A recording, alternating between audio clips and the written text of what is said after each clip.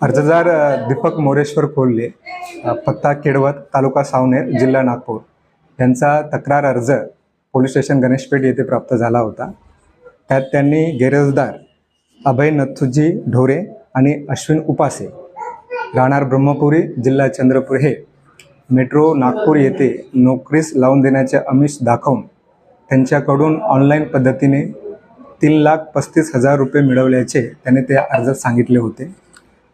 असा तक्रार अर्ज अर्जदार यांचा प्राप्त झाल्यावरून पोलीस स्टेशन गणेशपेठ येथे नमूद अर्जाचे माननीय ओपोने साहेब यांच्या आदेशाने चौकशी करण्यात आली। अर्जदार यांना बोलवून त्यांचे बयान रेकॉर्ड करण्यात आला, त्यांचे बँक स्टेटमेंट बोलवण्यात आले।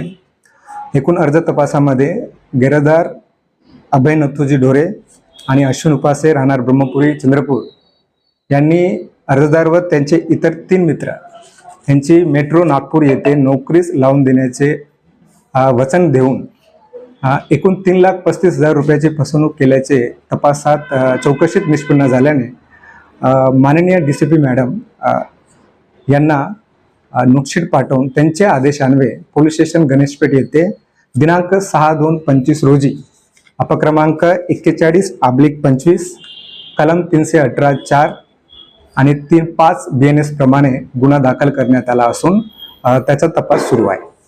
आपण कोणा आरोपीला अटक केली आहे का काही यामध्ये या प्रकरणात? नाही, आरोपीला अद्याप अटक केली नाही। आरोपी हे जिल्ह्याबाहेरचे आहेत, चंद्रपूर जिल्ह्याचे, त्यामुळे वरिष्ठांची परवानगी घेऊन त्यांच्या मूळ पत्त्यावर जाऊन पुढील कारवाई करण्याची तजवीज ठेवली आहे। सर, यामध्ये किती आरोपी असल्याची माहिती पुढे आलेली आहे?